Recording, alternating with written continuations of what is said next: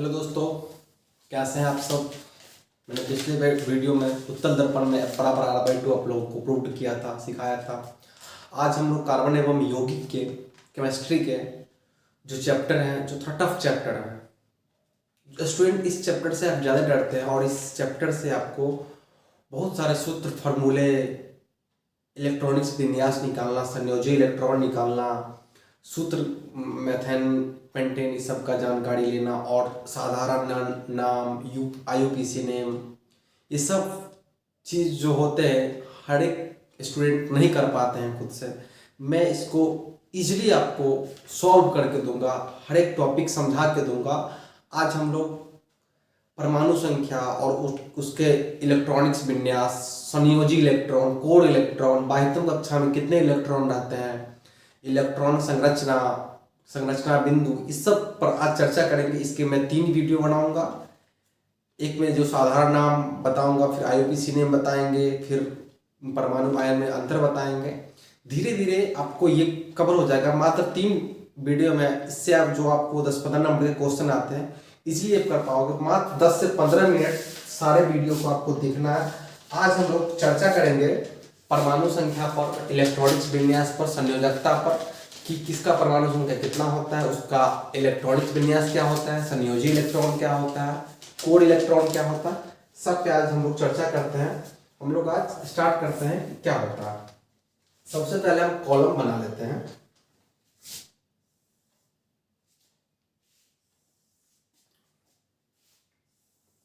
देखिए, ये चीज आपको जानना है।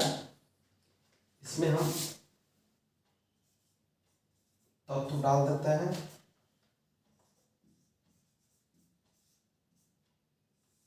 परमाणु संख्या, इसमें इलेक्ट्रॉनिक्स विन्यास, इलेक्ट्रॉनिक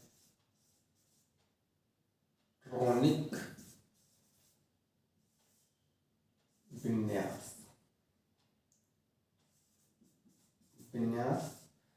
इसमें हम अंतिम सेल में उपस्थित इलेक्ट्रॉन,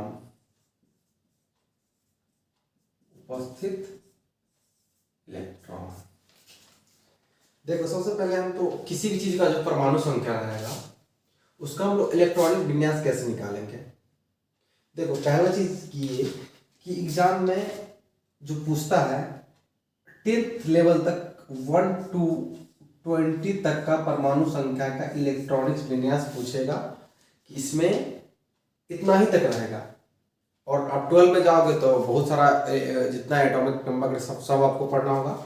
तो इसका इलेक्ट्रॉनिक विन्यास निकालने का फॉर्मूला होता है 2 8 8 2 20 तक का।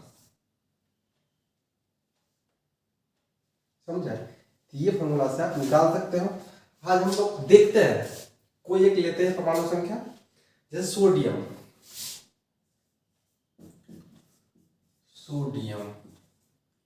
इसका क्या होता है? Na। इसकी परमाणु संख्या कितना होती है सोडियम की? Na का परमाणु संख्या कितना होता है? 11।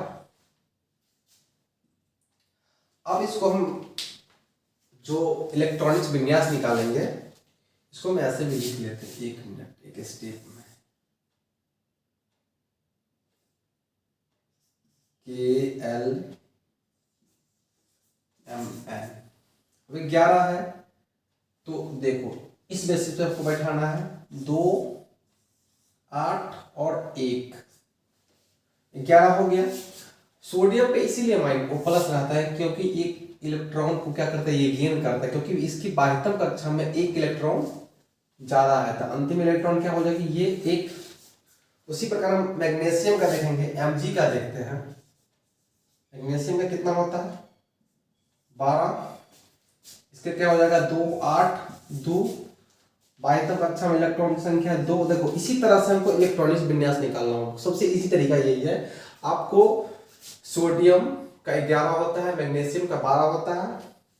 इसी तरह एल्युमिनियम Al, इसका कितना होता है? 13 होता है। 2, 8 और 3, बाह्यतम कक्षा में इलेक्ट्रॉन की संख्या 3। इसी प्रकार कार्बन का क्या होता है, कार्बन का 6 होता है, 2, 4, बाह्यतम कक्षा में इलेक्ट्रॉन की संख्या 4। उसके बाद ऑक्सीजन का क्या होता है, ऑक्सीजन का हो रहा है आपको 8, 2 और 6,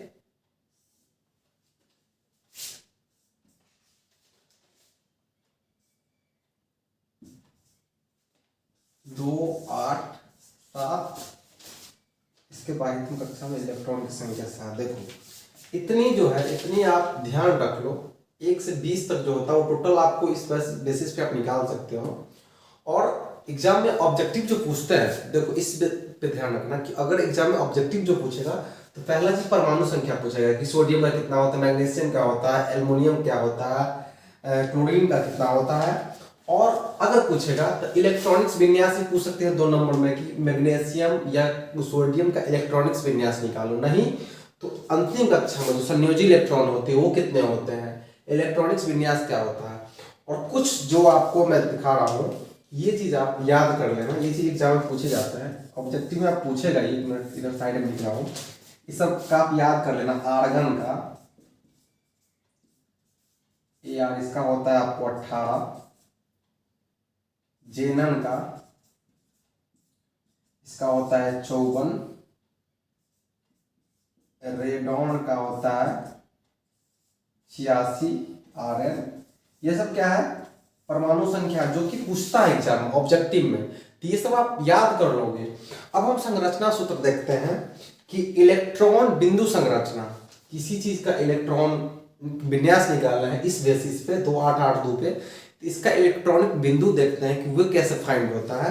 उसके बाद हम लोग फिर चर्चा करेंगे कुछ इलेक्ट्रॉन बिंदु संरचना, फिर बिंदु से इलेक्ट्रॉन से आयन कैसे बनता है, धनायन कैसे होता है, ऋणायन कैसे होता है, कोई भी सोडियम धनायन कैसे होता है, कोई भी क्लोरीन या मैग्नीशियम पे प्लस क्यों लिखते हैं, माइनस क्यों लिखते हैं, सारे चीज पे हम चर्चा करेंगे।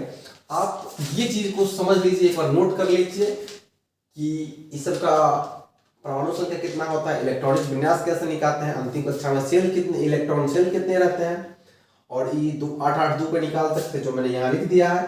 20 तक निकालना हो तो आगे निकालना हो तो उसका भी फॉर्मूला होता है। मगर आपको एग्जाम में इतना ही पूछेगा 1 to 20, और अगर एक्स्ट्रा में कुछ पूछे तो आर्गन, जेनन, क्रिप्टन, रेडॉन यही सब पूछेगा आपको, इससे बाहर एग्जाम में नहीं आएगी। अब हम लोग चर्चा करते हैं इलेक्ट्रॉन बिंदु संरचना पे। हम चर्चा करेंगे कि वो क्या होता है इलेक्ट्रॉन बिंदु संरचना, क्योंकि वो जो चीज होता है वो पूछता है कि इसका इलेक्ट्रॉन बिंदु संरचना निकालना, मैग्नीशियम का, सोडियम का, रेडॉन का, ये सब पूछ सकता है। तो आपको कोई भी चीज छोड़नी नहीं है, बस ये आपको मैंने इसलिए बताया था कि किसी भी चीज का परमाणु संख्या के साथ उसको हम और इलेक्ट्रॉन, संयोजी इलेक्ट्रॉन, इलेक्ट्रॉनिक विन्यास कैसे फाइंड करते हैं। अब हम लोग देखते हैं इलेक्ट्रॉन बिंदु संरचना।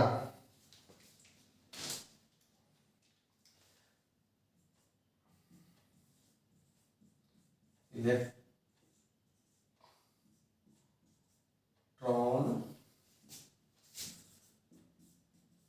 बिंदु संरचना, देखो अब क्या है, ये कहता है कि किसी भी रासायनिक बंधन के बनने में परमाणु के बाह्यतम सेल में या बाह्यतम कक्षा में जो इलेक्ट्रॉन भाग लेते हैं उसी से इलेक्ट्रॉन बिंदु संरचना बनते हैं। इसको हम लोग लिख लेते हैं, आप लोग भी नोट कर लेना।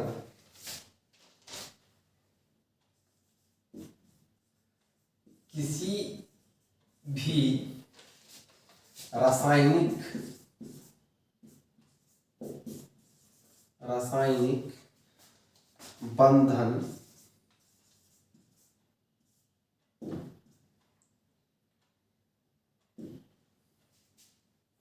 बंधन के बनने में परमाणु के बाह्यतम सेल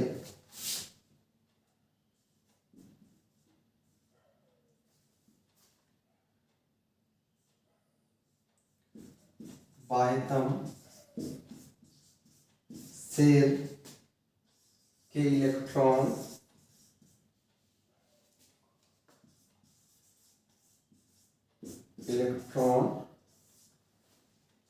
ही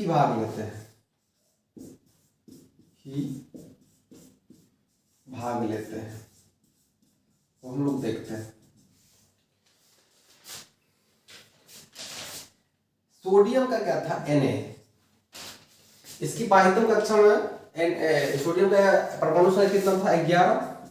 इसका अगर हम करेंगे 2 8 1 11 हो जाएगा। बाह्यतम कक्षा में कितना इलेक्ट्रॉनिक विन्यास, संयोजी इलेक्ट्रॉन कितना हो गया, 1। तो अब हम इसको ऐसे लिख सकते हैं। अब इलेक्ट्रॉन बिंदु संरचना अगर बनाएंगे तो Na के ऊपर में 1 डाल देंगे। उसी प्रकार मैग्नीशियम का था बाह्यतम कक्षा में कितना इलेक्ट्रॉन, 2, क्योंकि 12 था तो 2 8 2, इस पे 2 हम डाल सकते हैं। ठीक उसी प्रकार कार्बन का क्या था, 6 होता है, तो उसका अगर इलेक्ट्रॉनिक विन्यास निकालेंगे तो 2 और 4, तो बाह्यतम कक्षा में इलेक्ट्रॉन की संख्या 4 है, तो 2, तो ये 4 हो गया। उसी प्रकार ऑक्सीजन का कितना होता है, ऑक्सीजन का परमाणु संख्या कितना होता है, 8। इसका अगर निकालेंगे तो 2 और 6, तो ये हो गया मेरा क्या, इलेक्ट्रॉन बिंदु संरचना।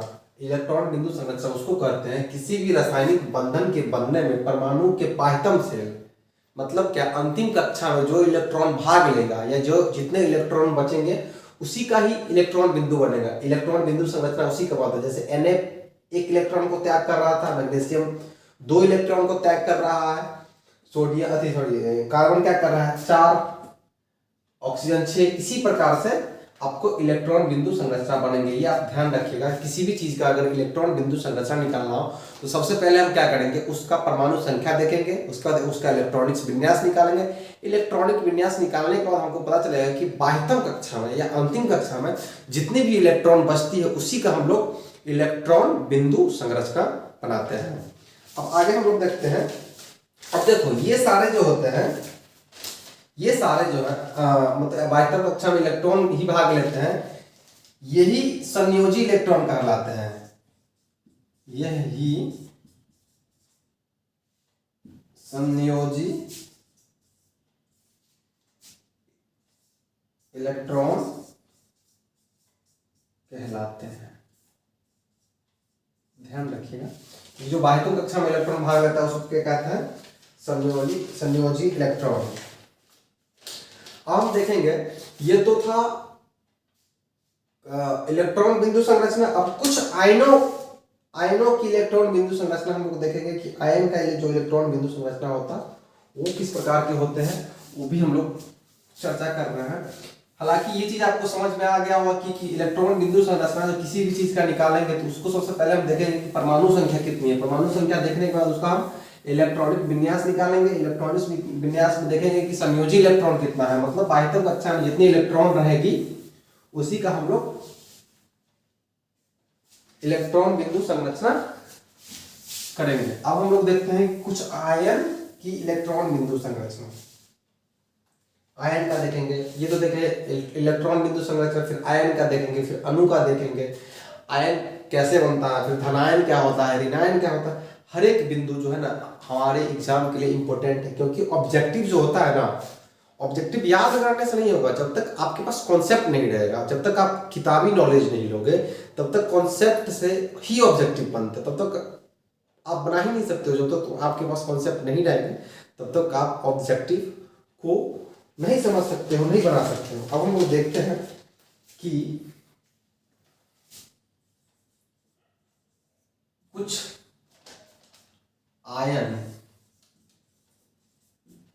आयनों की इलेक्ट्रॉन बिंदु बिंदु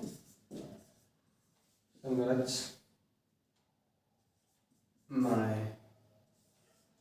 जरा ध्यान से देखना, Cl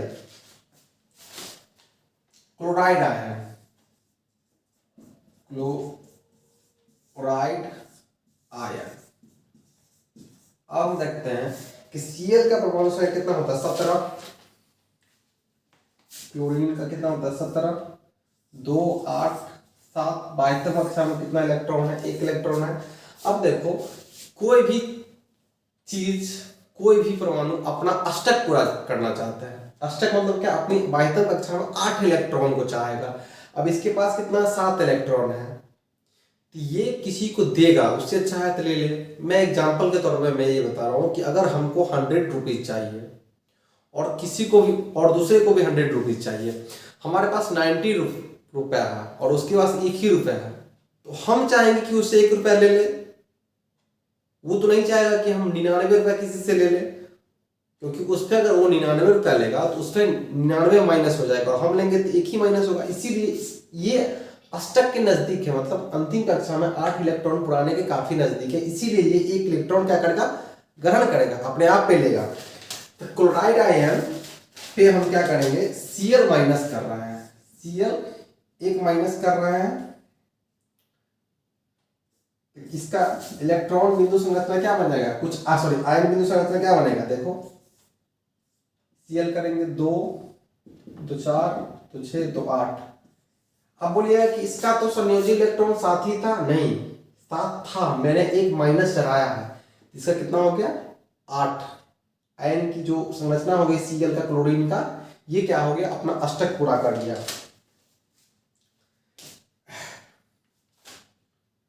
ठीक उसी प्रकार ऑक्साइड आयन, ऑक्सीजन,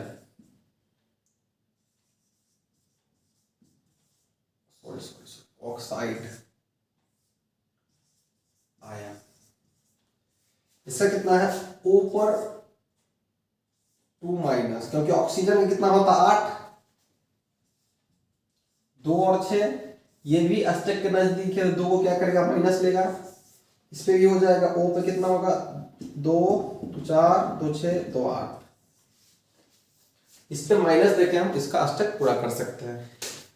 इसी तरह के क्वेश्चन पूछते हैं कि क्लोराइड आयन का बिंदु संरचना करो, ऑक्साइड आयन का करो। पहले क्या करेंगे, हम इलेक्ट्रॉनिक विन्यास निकालेंगे, देखेंगे परमाणु संख्या कितनी है, कितना इस पे माइनस चार्ज होगा, कितना प्लस चार्ज होगा, यही सब आपको माइंड में याद रखना है। अब हम कुछ अणु के इलेक्ट्रॉन बिंदु संरचना देखते हैं। मैंने इलेक्ट्रॉन बिंदु देखे, कुछ आयन का देखा, कुछ अणु का देखते हैं। कुछ अणु की इलेक्ट्रॉन बिंदु संरचना।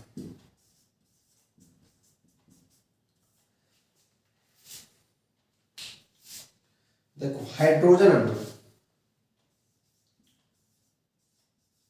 हाइड्रोजन कितना होता है 1, तो H2 है, तो H2। ठीक उसी प्रकार क्लोरीन अणु,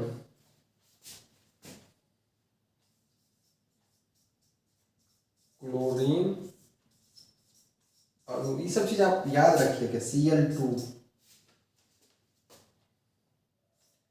Cl और Cl 2 4 2 6 7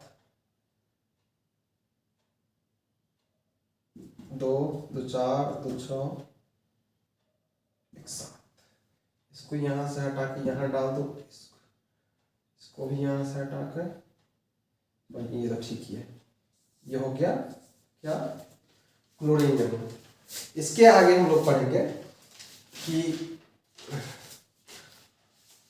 हाइड्रोजन का अणु क्या होता है, आयन कैसे बनता है, उसका उदाहरण लेंगे। फिर धनायन पढ़ेंगे, फिर ऋणायन पढ़ेंगे, धनायन पे धनावेश क्यों होता है, ऋणायन पे ऋणावेश क्यों होता है।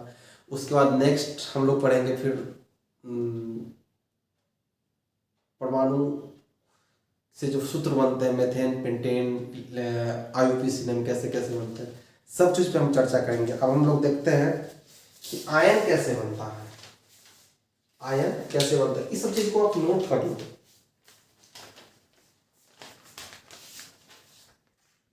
अब हम देखते हैं कि आयन कैसे बनता है। कोई भी चीज़ आयन कैसे बनता है, किस प्रकार से बनता है, इसमें क्या क्या होते हैं नहीं होते हैं, थ्योरी के माध्यम से समझेंगे कि आयन का बनना, आयन कैसे बनता है।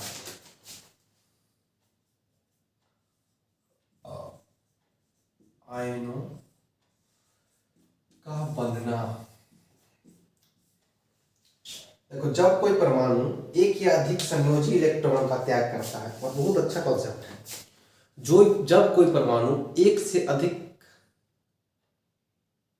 संयोजी इलेक्ट्रॉन को त्याग करता है तब वो परमाणु पॉजिटिव चार्ज हो जाता है। ठीक उसके विपरीत कोई भी परमाणु इसके विपरीत अगर निगेटिव चार्ज लेता है या देता है तो वो चीज़ क्या कहलाते हैं, परमाणु आयन कहलाते हैं। अब हम देखते हैं इसको, जब कोई परमाणु लिख के समझता है कॉन्सेप्ट को कि जब कोई परमाणु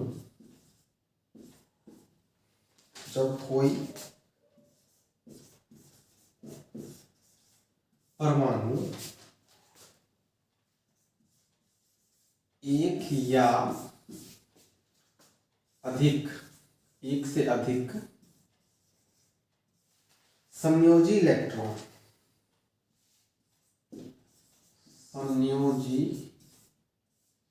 इलेक्ट्रॉन को त्याग करता है, इलेक्ट्रॉन को क्या करता है,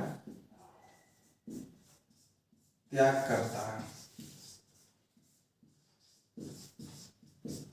करता है तब वो परमाणु पॉजिटिव हो जाता है, मतलब धनाविष्ट हो जाता है। तब वह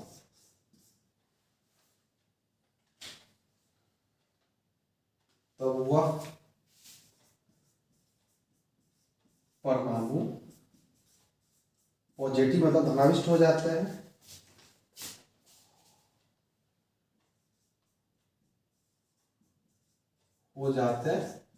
हाँ, ठीक इसके विपरीत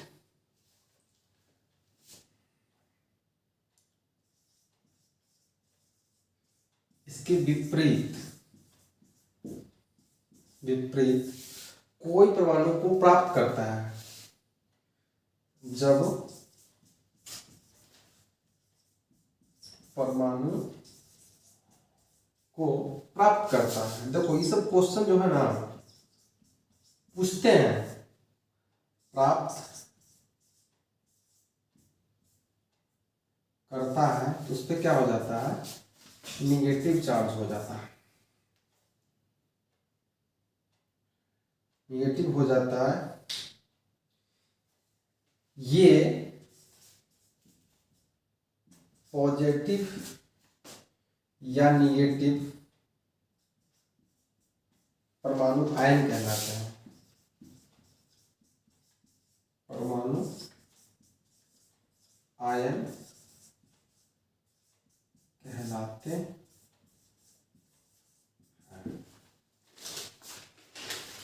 देखो करना तो कुछ नहीं था, अब इसको ध्यान रखना कि आयन कैसे बनता है, धन आयन ऋण आयन आयनों। जब कोई परमाणु एक या अधिक संयोजी इलेक्ट्रॉन मतलब अंतिम कक्षा में जो इलेक्ट्रॉन की संख्या उसको क्या करेगा, त्याग करेगा। एक या अधिक संयोजी इलेक्ट्रॉन को त्याग करता है तब वह परमाणु पॉजिटिव हो जाता है। इसके विपरीत जब कोई परमाणु को प्राप्त करता है, जब कोई परमाणु इलेक्ट्रॉन को प्राप्त करता है, और जब कोई परमाणु के विपरीत जब परमाणु इलेक्ट्रॉन को प्राप्त करता है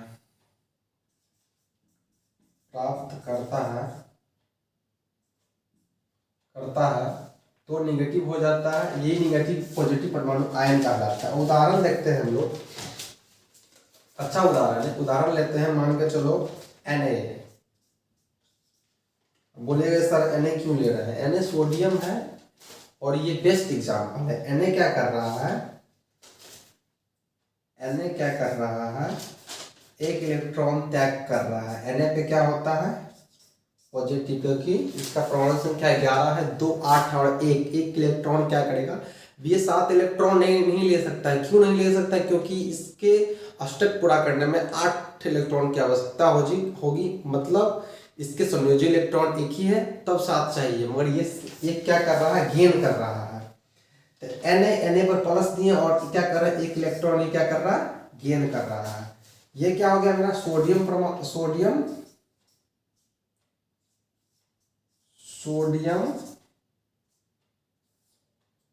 परमाणु।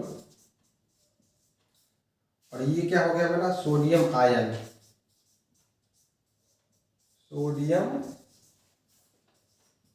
आयन।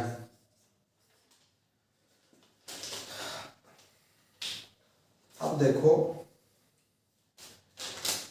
Ca, एक और एग्जांपल,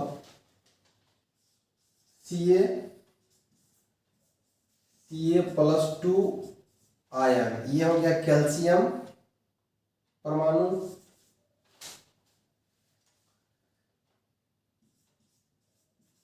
कैल्शियम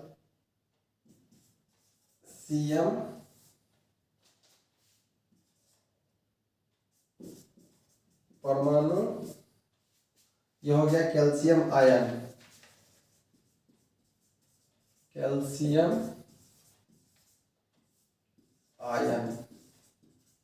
देखो आयन कैसे बनता है, सोडियम परमाणु कैसे बनता है, सोडियम आयन कैसे बनता है, तो ये सब चीज आप ध्यान में रखिएगा। इस पे प्लस चार्ज है क्योंकि एक इलेक्ट्रॉन को क्या कर रहा है? त्याग कर रहा है। इसमें एक 2 इलेक्ट्रॉन को त्याग कर रहा है, क्योंकि अष्टक पूरा करने के लिए किसी को अगर ये 1 इलेक्ट्रॉन चाहिए तो ये इसे सोडियम से साझा करके 1 इलेक्ट्रॉन ले सकता है और 1 इलेक्ट्रॉन को दे भी सकता है। अब हम लोग देखेंगे इसी प्रकार हम ऑक्सीजन पे। अब देखो ऑक्सीजन अच्छा ऑक्सीजन का हम थोड़ा देख लेते हैं। ऑक्सीजन अच्छा कॉन्सेप्ट है। ऑक्सीजन क्या करेगा? ऑक्सीजन का होता है 8 O+2E। क्या कर रहा है? 2 इलेक्ट्रॉन ले रहा है, क्योंकि 6 इलेक्ट्रॉन दे नहीं सकता, क्योंकि संयोजी इलेक्ट्रॉन इसका क्या होगा? 2 6 होगा, क्योंकि 2 इलेक्ट्रॉन इसको चाहिए। तब O+2E किया है, तो ये क्या हो जाएगा? O पे 2-, ये ऑक्सीजन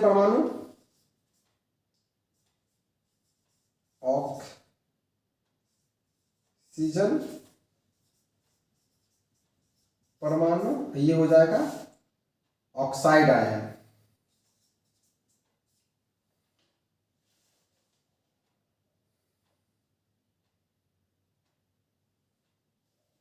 ये हो जाएगा ऑक्साइड आयन। कैल्शियम का करेंगे तो कैल्शियम में भी Cl में भी क्या करेंगे? प्लस E जाएगा, तो ये हो जाएगा Cl पर माइनस, ये हो जाएगा कैल्शियम परमाणु, ये हो जाएगा क्लोराइड आयन। ये था ऑक्साइड आयन, वो हो जाएगा क्लोराइड आयन। तो आप समझ गए कि आयन कैसे बनता है। जब कोई परमाणु एक या अधिक संयोजी इलेक्ट्रॉन का त्याग करता है या ग्रहण करता है, वो क्या हो जाता है? आयन हो जाता है। अब मैं एग्जांपल लेके समझा दिया हूं कि कैसे कैसे बनता है, कैसे कैसे इलेक्ट्रॉन को त्याग करता है, कैसे कैसे इलेक्ट्रॉन को ग्रहण करता है। अब हम लोग देखेंगे कि जो धनायन होता है, जो पॉजिटिव चार्ज है, ये जो ऋणायन है, ये निगेटिव चार्ज है, इसकी विशेषता क्या होती है, ये हम लोग जानेंगे। फिर अगला वीडियो में हम लोग सूत्र के जो रासायनिक सूत्र होते हैं उस सब के बारे में हम चर्चा करते हैं। अब हम लोग देखते हैं कि इसका कि धनायन की विशेषता क्या सब होती है, क्या नहीं होती है। धनायन की विशेषताएं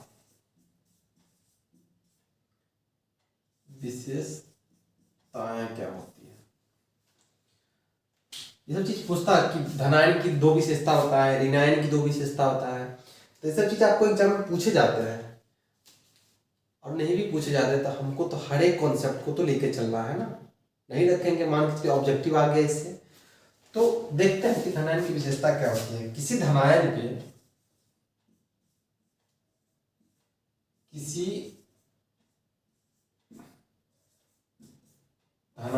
पे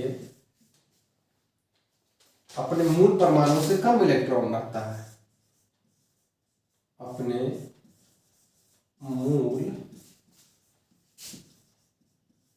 परमाणु से क्या रहता है, कम इलेक्ट्रॉन रहता है, कम इलेक्ट्रॉन रहता है। अभी बोल दीजिएगा ये भैया कैसे हो गया, ऐसा ही चलेगा। किसी धनायन पे अपने मूल परमाणु से क्या रहता है, सॉरी धनायन के धनायन में, किसी धनायन में अपने मूल परमाणु से कम इलेक्ट्रॉन रहता है। अब हम चेक कर लेते हैं कि कैसे रहता है। मान के चलो Na, इसका क्या है, प्रोटॉन की संख्या इसमें क्या है, सॉरी प्रोटॉन की संख्या कितनी है, की संख्या 11, इलेक्ट्रॉन की संख्या कितनी है 11। अब क्या कर रहा है कि ये वो गेन कर रहा है, इलेक्ट्रॉन क्या कर रहा है, त्याग कर रहा है। तो Na पे क्या हो जा रहा है, प्लस। इधर प्रोटॉन की संख्या कितनी हो गई,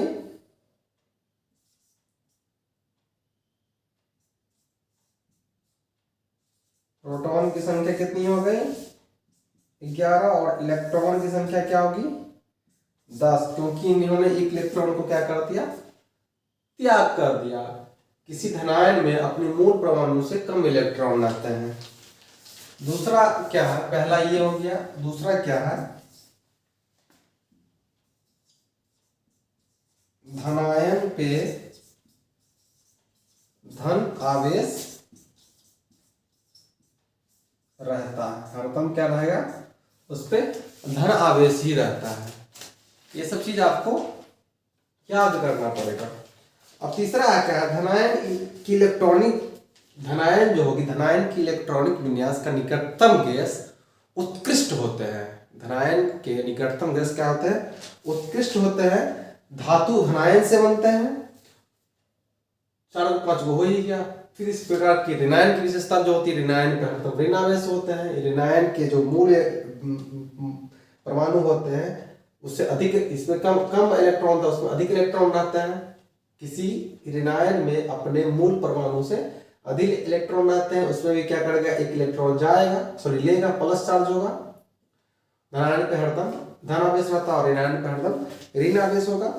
इतना चीज आप लोग पढ़ लीजिए। अगला जो वीडियो आएगा मेरा वो फॉर्मूला रहेगा, रसायन सूत्र रहेंगे। उसके बाद हम आईयूपीएसी नाम के बारे में जानेंगे। आयन अणु आयन में अंतर, धनायन ऋणायन में अंतर हम जान ही लिए, परमाणु और आयन में अंतर देखेंगे।